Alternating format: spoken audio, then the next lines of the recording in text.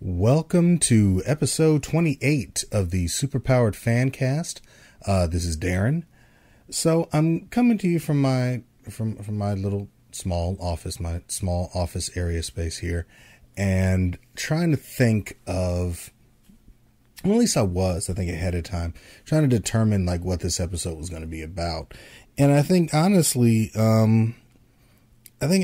it's I think the world's kind of making that decision for me, like especially in entertainment. Like it's the week of It. I mean, well, not the week of. I mean, it came out last week, but It came out, and I loved it. Absolutely loved it. So I think this episode is going to be about horror, and one of the things that's going to be added to this episode is I actually got to sit in on a press conference interview with Nick Antosca. And if you don't know who that is, I'm going to go ahead and educate you on who he is. So Nick Antosca is a writer and producer, and he's written for series like Teen Wolf and Last Resort and Hannibal. And right now, he's the writer, producer, and the showrunner for a series on Sci-Fi called Channel Zero, and it's a really good show. You should absolutely check it out. It's a really fun, interesting anthology series. It is almost like Twilight Zone and Outer Limits, but it's got more of an edge to it. So it's definitely something I would recommend. I don't know. I mean, I guess honestly, to just kind of go into it, like I'd say probably the biggest thing that I would have to talk about is like I went and saw It, the remake. Well, it's not even a remake. I guess that's the thing we kind of have to get out of doing is comparing this film to the 94. Was it 94? Yeah, the 94 TV adaptation, because that was a miniseries. So it's not a remake of a miniseries. It is a big screen adaptation of Stephen King's It. And, just to say, and I've said this before, I've said it on other podcasts, I've said it on the other podcast I co-host, the Geek Side Pod that you can catch on Geeks Worldwide, and you can catch on our YouTube channel. I have a long history with the book It. I have read it every summer since I was 13 years old. It's not an exaggeration. It's not a brag. I mean, it is something I have done every summer from the time I was 13. I've read that book. I know everything about that book, and I absolutely love it. That and The Stand. Those are the two books I would read every summer. So the fact that they were, going to bring a new adaptation of this story to the big screen means I was absolutely excited about it. Excited to the point where, like, if you go to my website, if you go to superpoweredfancast.com, and just type in It in the search, like, you will find just like article after article about it and how much I enjoy it. And you'll find like my list of the best Stephen King adaptations, and it's on it. I had recent editorial about probably the only issue I had with the movie was the portrayal of Mike Hanlon. And if you know anything about Mike Hanlon, I'm not gonna rehash it here. I'm going to encourage you to go ahead and read the editorial. But he's always been one of my favorite literary characters. So it's kind of a little bit of a gut check for them to kind of change kind of the core essence of who Mike is as a character and give the bulk of his dialogue and his characterizations to Ben. This didn't really make any sense to me, and they kind of like glossed over, like they were almost too afraid to deal with probably one of the biggest issues in the story. But you know, if I keep going, I might as well just go ahead and read the article verbatim, and I'm not going to do that. So I would encourage you to go to superpowerfancast.com and read the article itself. It's called "What It Got Wrong About Mike Hamlin," and let me know what you think. I mean, leave comments, leave concerns. Maybe you have a completely different opinion than I do. Let me know what that is. I'm absolutely open to listen. I'm absolutely willing to learn. So I mean, I really want to hear from the people who listen to this show, and I really appreciate everyone who does. So what was I talking about? Oh, I was talking about Nick Antosca. So his show Channel Zero is starting its second season on Sci-Fi, and I got to sit in and do an interview with him. It was like a press conference interview, so there's a bunch of other reporters there, and I recorded it, and it's going to come on the tail end of this episode, so you'll be able to hear that. Just kind of hear his his take on the show itself, and what he's trying to accomplish with it, and what he enjoys kind of about the series and horror, and it's really good. So definitely check it out at the end of this episode. But getting back to it, so I definitely recommend going to see the movie. I think it's absolutely brilliant. Like it was pitch perfect with the exception of Mike. Like, that was my only concern, but everything else was really well done. There were moments that they added to the film that are not from the book that work really well, and it's always a hard hard needle to thread. Like you can come close to altering things in an adaptation, because you know you can't do everything, in the book. I mean, but it's very rare that you can actually go ahead and add moments that are interesting and scary on their own. And I'd say probably like my favorite scene, because it's the most jarring, would be the projector scene in the garage. And that's not a scene from the book. That is not something that happens in the book. There's something similar happens with Mike and his photo album when the kids are in the Barrens in the original book. But this scene in the with the projector is amazing. It's just so like jarring, just physically jarring, that I enjoyed it. And like I said, go see the movie. It made 123 million in its opening weekend, so it's shattered a lot of records. It's doing really well for a horror film. It's doing really well for a really good film, and I'm continuing to wish it success. And and my dream is to one day interview Stephen King himself. So that's so if they keep making quality adaptations of Stephen King works, then hopefully my dream will be a reality. And on that note, coming to Netflix is another adaptation of a Stephen King novel, Gerald's Game, and that stars Carla Gugino as sorry, in that film. And it looks from the trailer, like if you go to superpowerfancast.com, and I know I'm directing you to the site, but hey, why wouldn't I?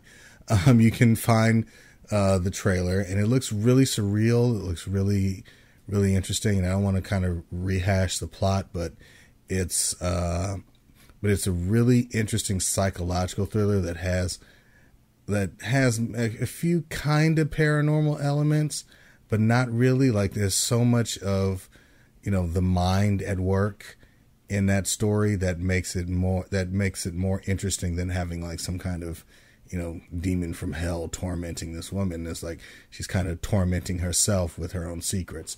So that's definitely something that I'm going to check out, and I would recommend to you too.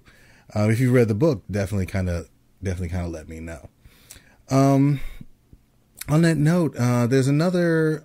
I keep saying on that note, but there's another horror movie coming out. I wouldn't necessarily call it a horror movie. It looks more like a thriller, and that's Darren Aronofsky's Mother, starring Jennifer Lawrence, Javier Bardem, Michelle Pfeiffer, and Ed Harris. Now, from the trailer, I don't necessarily get what the plot is. It is kind of reminiscent of like classic kind of gothic horror because it all takes place in a house, and is like almost has like remnants of Rosemary's Baby and just kind of like the paranoia and feel of it. But I don't know. I like Aronofsky. I like his work. I like Javier Bardem. I like Jennifer Lawrence. So I may give it a shot and just kind of see where it is. Now they're kind of pitting Mother against it, and we'll see how it shakes out in the box office out of this weekend. But I'm if you ask my opinion, I'm going to pull for it and hope that it continues the success that it's riding. But on that note, there's not really a whole lot more in the horror genre that I want to talk about this week. I'll probably talk some more about I think I'm going to talk about some horror trailers I've seen and kind of see which ones I like and which ones I don't, and kind of get other people's opinions and get their consensus.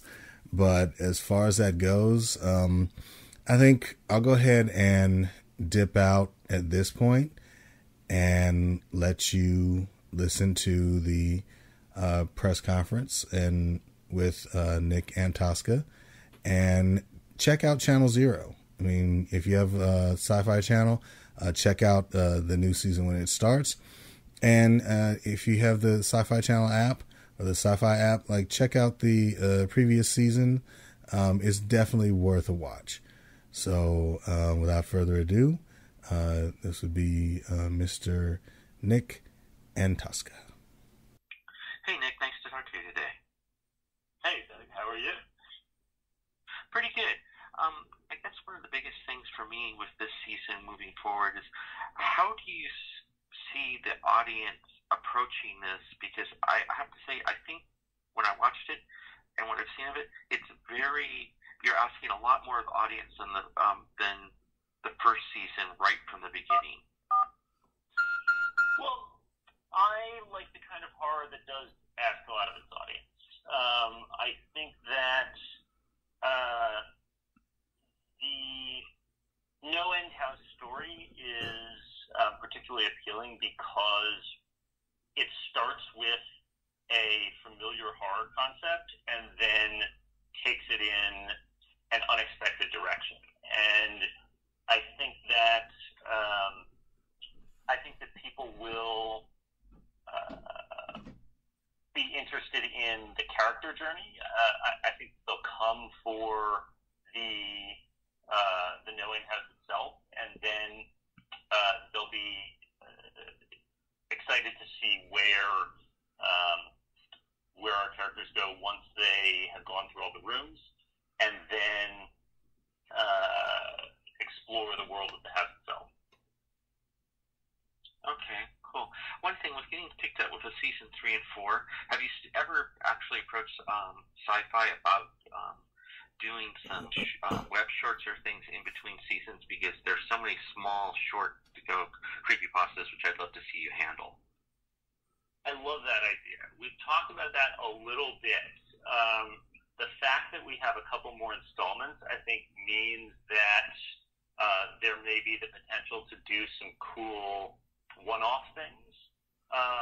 Nothing is set in stone right now, but there have been some conversations about one-off episodes, mini episodes. I think that's a great idea, especially because I like each season of Channel Zero to be a showcase for one director, and doing one-off webisodes or one-off specials would give us even more opportunity to find and show off new horror talent.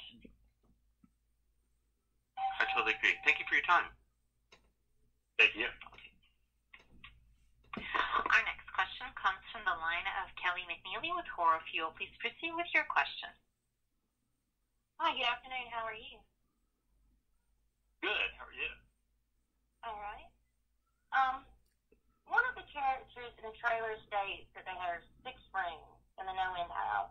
In the story, there are 10. What made you decide to reduce the number? We decided to reduce the number because we wanted to give enough time and attention to each room, and we didn't want to spend too much time just going from room to room. On the page, 9, 10 rooms works really well. On screen, I worried that it could become redundant, and we wanted to have the characters get through one iteration of the house in a single episode, and doing 9 rooms in a single episode, I think, would have been doing a disservice to the rooms. All right. Okay. Thank you. Thank you. Our next question comes from the line of Dustin Evans with Trunk Space. Please proceed with your question.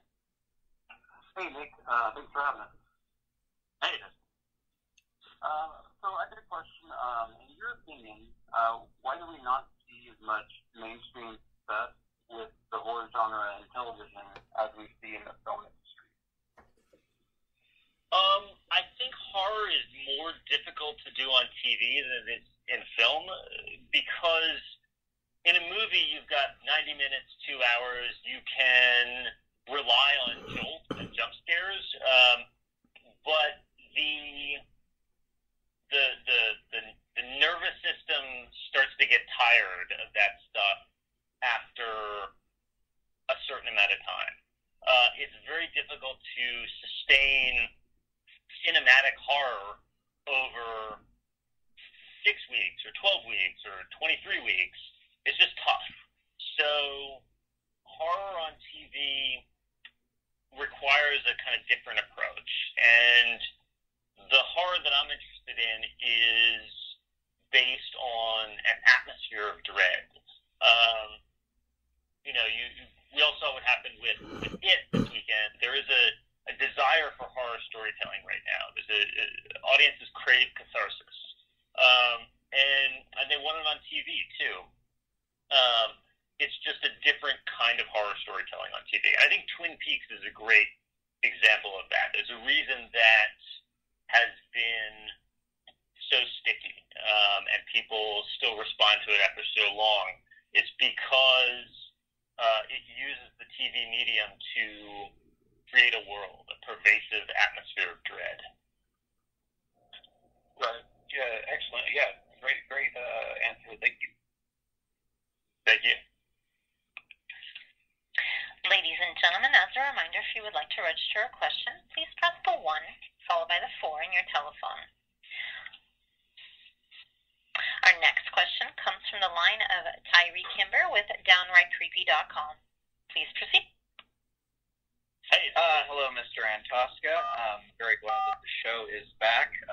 My question is, in the original Creepypasta, the house sort of has more of a traditional horror feel despite all its weirdness. There's mention of, obviously over demonic activity and witchcraft and the like, and the house on the show is obviously something very different. What was kind of the decision-making process to take it into such a different entity for the show? The thing that was most exciting to me about the story and that made me want to adapt it for Channel Zero is the existential horror aspect. So the house is scary and exciting and draws you in, but the most powerful part of the story to me is when you leave the house and you go home, you think you're safe, everything looks familiar, but then you start to suspect that what you perceive to be reality is in fact the last room of the house. And that vibe of existential terror was a guide to us in creating our version of the house. So we wanted to explore the idea that the deeper you go inside the house, the deeper it goes inside you. we kind of constructed the house around how it could most effectively exploit the vulnerabilities of our main character. And you're right, the original house in Brian's story is more of a Halloween Horror Nights kind of fun house, but I wanted to incorporate some other interactive things that I was aware of, like Sleep No More, escape rooms, certain installation art pieces. So we took it in more of a direction, rather than a traditional haunted house, more of a nightmarish art installation. Cool. Thanks. Thank you. Our next question comes from the line of Patrick Kavanagh with popculture.com and comicbook.com. Hey, Nick. A big fan of both seasons now. And the first season, Thank you. It was a little bit more. The mystery was held until the end of the arc, and in season 2, the ultimate mystery of what's going on, you kind of tipped your hand a little bit earlier on, and then allowed your characters to exist in that mystery, in that world. So it felt a little less horror to me, and still very terrifying. Do you think future installments of the series will continue to kind of deviate and give audiences the unexpected under the guise of a horror TV series? Yes, we want every season to be a different flavor of horror. We want every season to give the viewer a new experience. You should be able to rely on Channel Zero for a sense of dread, but the delivery of that dread will be different in every season. And sometimes it's about unpacking a mystery. Other times it's about living in a world. And the No End House is about living in a place of existential horror. What Margot goes through is kind of a metaphor for a young person struggling to find herself and find her future in an uncertain world. Great, thanks. Thank you. Our next question comes from the line of Darren Generally with Geeks Worldwide. Please proceed. Hey, Nick, thank you. Thank you so much for taking the time. I love the show, and I love the visual style of it, but I wanted to talk a little bit about the production. Like, what is the Channel Zero writing process look like, and what have you learned production-wise between the first and second seasons? That's a really good question. Okay, so the first part, the writing process is, obviously it starts with the short story. So, Chris Trapp is the author of the first season. Brian Russell is the author of No End House, the story the second season is based on. We look for a story that has a really strong core horror concept, haunted TV show, sinister house where each room is scarier than the last. Can you get through it? And then it has to suggest a larger world, a sinister mythology, and give us a big canvas to paint on. And I want every season of Channel Zero to be the nightmare that you have after you read the story. So we start with something great, and then we have a writer's room staffed with some great horror storytellers, and I want to give all of us room to invent. So our room is like, for No End House, it was, in addition to me, there was Don Mancini, who created Child's Play, who I worked with on Hannibal, who's a wonderful writer. Harley Payton, who wrote a whole bunch of episodes of the original Twin Peaks, has written a bunch of other stuff. Our staff writers, Erica Sala, Katie Gruhl, and it's just a wonderful horror brain trust. So we take the story. By the time we start the room, I know what the outline and arc of the story is. I know roughly who the characters are and what we're working with. and then we all together as a room break out the season in more detail. And late in that process, usually is when the director gets hired, and then they're a collaborator in the process too. So they'll give notes, they'll give thoughts. Stephen Pyatt, who directed every episode of season 2, is really wonderful because he's a very visual director. He's a very cinematic director, but he's entirely focused on everything is driven by the psychology of the characters and the emotion of the characters. So once we get into prep and production, it's more me and the director honing the scripts. Then once we've cast, we'll usually rewrite a little bit to tailor it to the actors, what we know their particular strengths are. Like John Carroll Lynch, once we had him, we were able to really make the father into a sympathetic yet terrifying figure. And once we knew that we had Amy and Aisha as Margot and Jules, and we knew that they had really good chemistry, we were able to write toward that. So it's an organic process, and we're writing really almost until the camera rolls and tweaking, which is one of the great pleasures and advantages of being a showrunner. Awesome, thank you. And actually, did I answer your second question? I've now forgotten what it was. Well, it was about what lessons you've learned from production wise between the first and second season. Mm-hmm. I learned how to take advantage of our low budget to build suspense and create tension and dread cinematically. Nice. All right, thank you so much. I appreciate that. Cool. Thank you.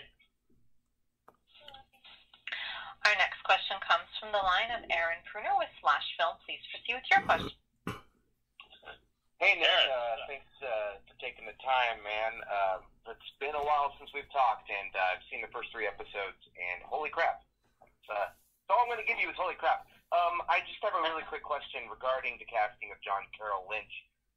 Was he always in your mind as the person to play Margot's dad? And if so, what was the process like working with him? Because he seems like a really versatile character actor, but also terrifying.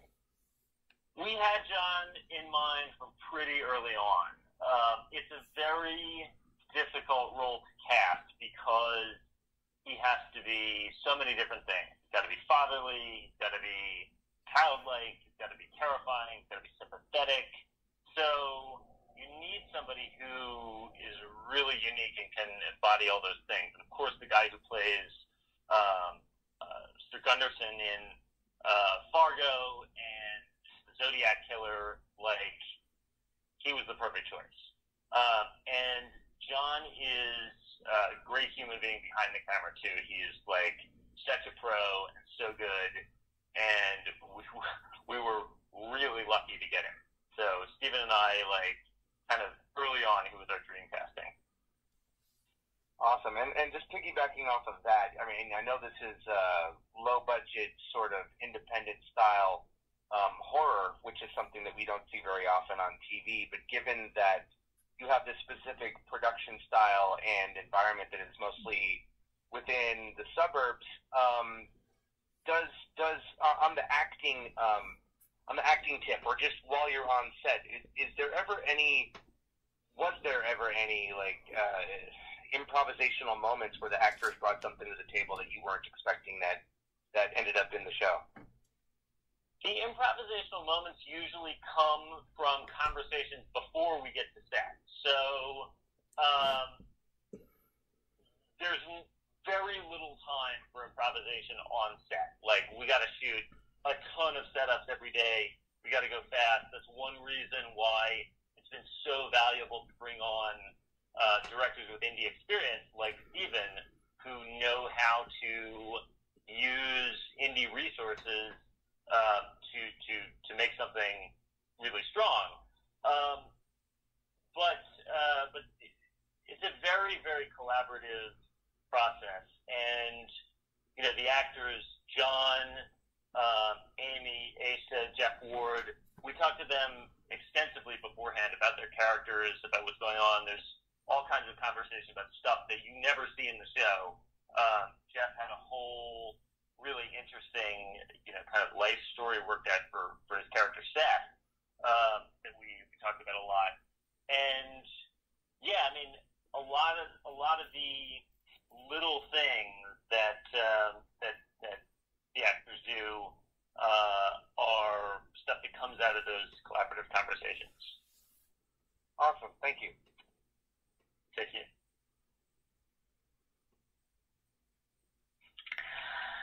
Our next question is a follow-up question from the line of Kelly McNeely with Horror Fuel. Please proceed with your question. Hey, Kelly. Thank you. What was your inspiration for the look of each room? Can you tell us? Or do the Good question. Good question. Well, overall, it was the kind of art installation vibe. For specific rooms, so the first room, I was a fan of this sculptor named Sarah Sitkin, this artist who works out of LA, who I really admire. And she does these sculptures with heads kind of opened up and split apart. And I wanted her to recreate that for the first room of the No End House, where they see their own faces and then they see, them kind of desecrated. And so Sarah came in and created those sculptures. She did work throughout the season. She was kind of our artist in residence on No End House. And then the design of the rooms themselves really comes from, to some degree it's in the script, but in terms of production design, it comes from conversations between me and Steven and our production designer, Rajon Labrie, who's really good. And the triangle room, it was Steven's idea. The idea to have one room that looks like the inside of a pool, room 2, an empty pool, came from the pool in Margot's backyard, which is sort of associated with her life and the trauma that she's experienced recently. And room 3, the corridor, which is from her dream, is also a little bit connected to a corridor that we see in Candle Cove. Right. I remember that. Mm-hmm. All right. One quick question. If you could, to 3 words, describe this season, what would they be? Mm-hmm. Psychological, eerie, and sinister. All right. Thank you very much. Thank you. Our next question is also a follow-up question from the line of Doug Dobbins with Takes on Tech. Please proceed. Hey, Doug. Nick, hi. So this is going to go a little bit into production and a little bit about philosophy, I guess. It's kind of a 2-part question. One, I've noticed you have a lot more women than I've seen in the past participating in horror in television. You have Katie, you have Sarah, things that way. Why do you think women are not more involved in the horror genre in general, in behind the scenes writing room and production? And also, since you have such a long gap before it airs and packing up in November, can you give us a little bit about the cutting and editing process post-show that you go through, if you would, please? Yeah, I think that there are actually a lot of women who love horror and want to be involved in horror, and it's industry-wide issue that there are not enough women getting opportunities behind the camera, and I think that's starting to change, but obviously it needs to change a lot more. In terms of our hiring on this particular show, make an effort to open opportunities to everybody. Primarily, so we look for talent, and in the cases where we always hire the person who's most talented for the job, and in many cases, women, men. And I think that you're starting to see across the industry more and more female directors kind of making their mark in the horror genre, and I hope that continues. And what was the second question? The editing? The editing, the process, most TV you cut really fast. You're under a deadline because you're getting the show out. With you film so early from where it airs. You have a large gap. Right. Does that affect your editing process and how you cut? Well, it's a relief. I mean, it gives us room to breathe. We are still limited by budget because you can't stay in the editing room and cut forever. You have to pay for space and pay for people.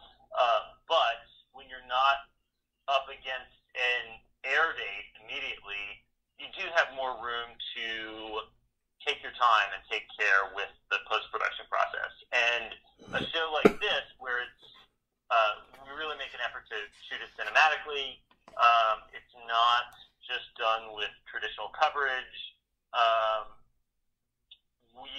We do value the extra time. So we had a lot more time in post-production on No End House than we did on Candle Cove, just because of the looming air date.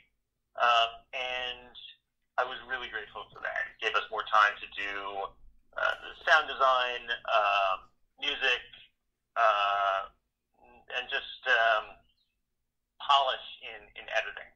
So, the editing process is the final rewrite, and Steve and I spent several months in the dark cave getting this to a really exciting place.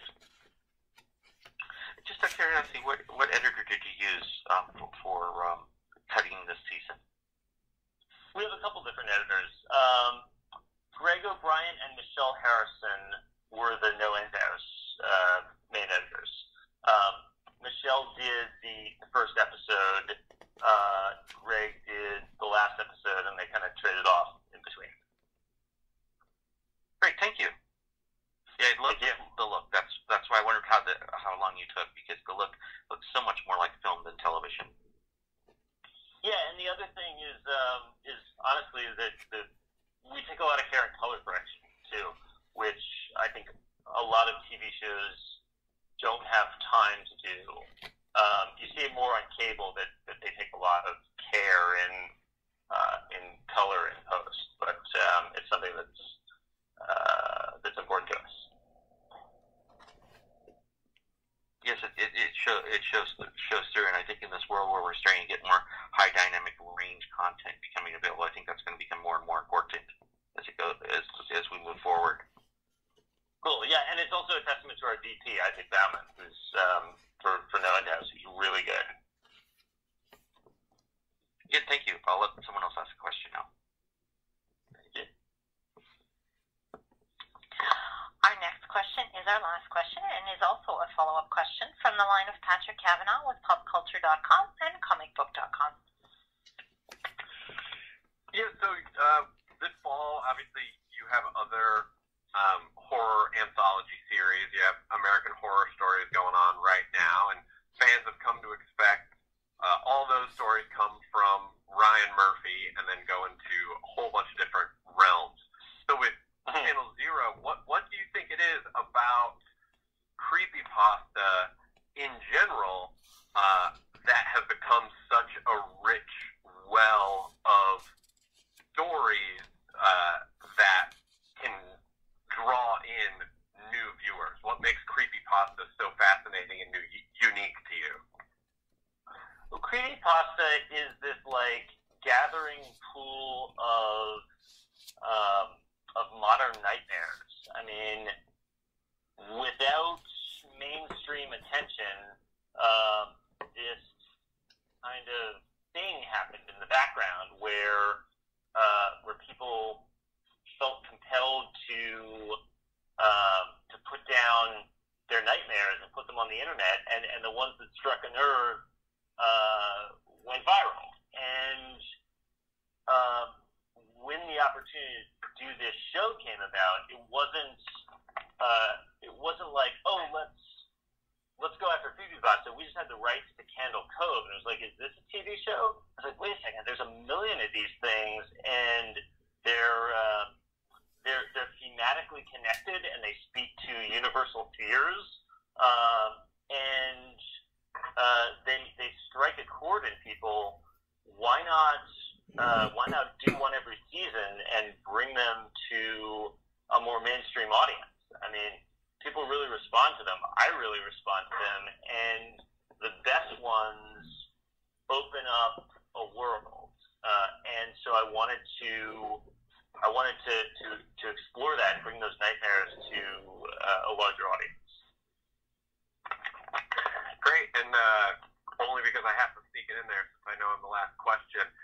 Is there going to be a shared Channel Zero universe, or do all the stories take place in completely different realities? You will always be able to watch any season of Channel Zero on its own, but without committing myself to anything, I will say that there may be connections. I'll take it. Cool. And we are showing no further questions at this time. Ms. Beer, I'll turn the conference back over to you. All right. Thank you so much, Nick, again for your time, and thank you to everyone who participated in the call. We really appreciate it, and we're looking forward to the premiere on September 20th at 10, 9 Central on Sci-Fi. Thank you. Take care, everyone. Thank you. Bye. Bye. All right, so there you have it. That is Mr. Nick Antosca, and talking about Channel Zero and the new season, No End House, which premieres Wednesday, September 20th at 10, 9 Central. I definitely recommend you taking a watch. I definitely recommend you watching it and letting me know what you think. You can always reach me anywhere. In fact, not only just let me know what you think about Channel Zero, No End House, let me know what you think about the podcast. Let me know what you think about the YouTube channel. Let me know what you think about the website, all of it. Just let me know what you can. And the easiest way to do that is to email me at superpoweredfancast@gmail.com. You can follow me on Twitter at superpoweredfan, all one word, and check out the website, superpoweredfancast.com. That's superpoweredfancast, all one word, .com. And while you're there, subscribe if you like the things that I'm writing. If you want to get alerts on new information I put out there, I put new content on that site daily. Every day will be something new. And usually on Fridays, I have two kind of features that I do. There's Fancast Friday, where I fancast a movie or a TV show that's been rumored to be in development. And then there's Fancast Figures, where I talk about another passion that I have that I haven't really gotten into, talking about. But I definitely, if you look around the office, if you look around the Sanctum Sanctorum, you will see that. You will see my growing collection, and it hadn't been growing for a while. I haven't actually bought anything for a while, but my collection of action figures. So I'm going to talk about toys and figures, and I had an article out there about the Lego Millennium Falcon, like the 7,000 piece Lego Millennium Falcon kind of Ultra Edition that's $800, and asking the question whether or not it's worth it. So that's currently on the site right now, but there'll be other articles coming starting tomorrow. So for the please rate and review this episode and the show on iTunes. It would really help me out. I really appreciate it. Kind of raise me up in the ranks a little bit, and just kind of get the word out there to people about the show if you like it. And it's really appreciated. So rate and review it on iTunes. You can find the show on iTunes or Stitcher or SoundCloud, basically wherever you get your podcasts. And you can also find the feed on the website superpoweredfancast.com. But you can also find me as I'm the news editor. You can find news stories, articles. You can find my DC Comics, all of my DC Comics reviews, and I'm big into just writing about DC Comics and a lot of the Rebirth issues, and I'm tackling. Based on my conversations with Scott Snyder, I'm tackling like metal head on, and I'm big into it. So you can read all of those reviews and other news and articles and just a lot of great content and other podcasts on Geeks Worldwide. So you go to thegww.com. You can find all of my articles and stories and editorials and podcasts and things there as well. So for Superpowered Fancast this week, this is Darren signing off, saying I hope to see you again next week. Bye.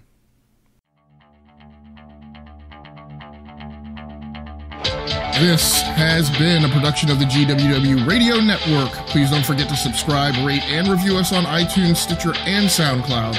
Also, check out Geeks Worldwide at thegww.com for all the latest news, reviews, and opinions on video games, comics, movies, TV, cosplay, and more. Geeks Assemble!